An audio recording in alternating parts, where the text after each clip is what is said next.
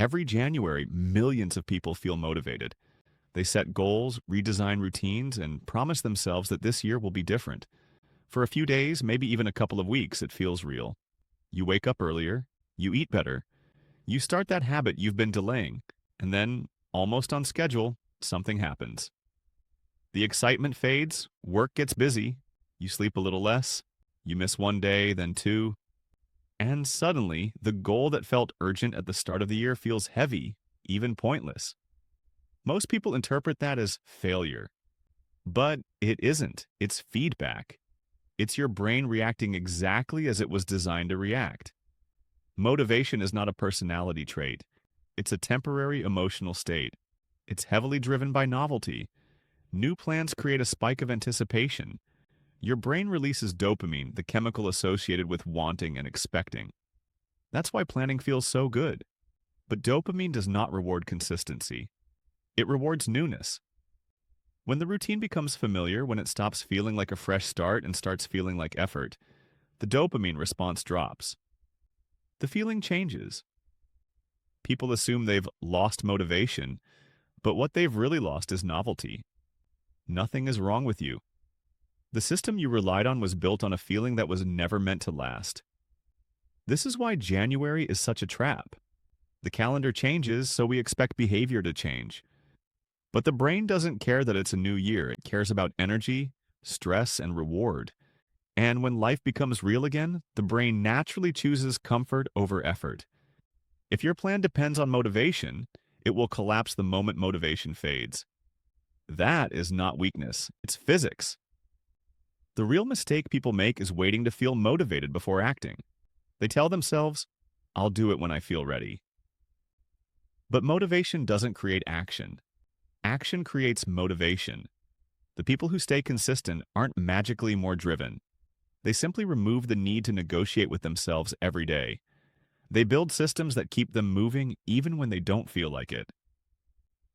Think about a simple example. Imagine someone decides to start running in January.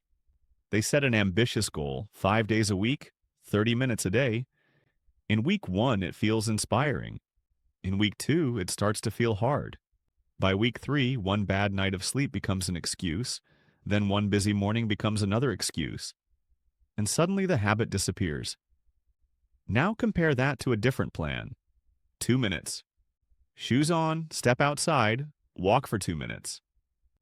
That sounds almost too small to matter, but that's the point. When the habit is tiny, it doesn't require motivation. It requires almost nothing. And once you're outside, once you've started, you often do more than 2 minutes anyway. But even if you don't, you kept the identity alive. You stayed consistent. If motivation doesn't last, what does? 3 things: friction, simplicity, and identity. First, simplicity. Shrink the habit until you can do it even on your worst day. Not an hour at the gym, 10 minutes. Not a full productivity routine. One task. The goal is not impressive effort. The goal is showing up. Second, friction. Make bad habits harder and good habits easier. If your phone distracts you, charge it outside the bedroom. If you want to read, leave a book where you normally sit. If you want to exercise, keep your shoes visible. Environment beats willpower.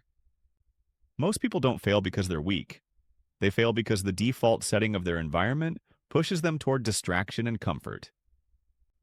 Third, identity. Goals focus on outcomes. Identity focuses on who you're becoming.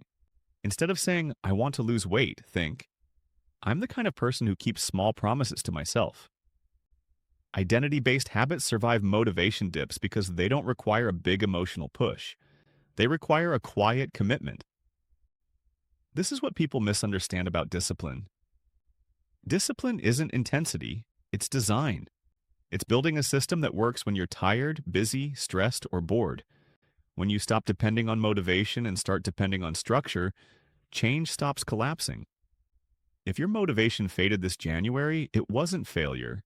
It was feedback. It was a signal that the system you were relying on couldn't survive real life. And that's not a personal flaw, it's a design problem. The good news is that systems can always be redesigned. They can be made smaller, simpler, and more realistic. And when change stops relying on motivation, it stops collapsing when motivation fades. That's why real change doesn't feel dramatic. It feels repeatable.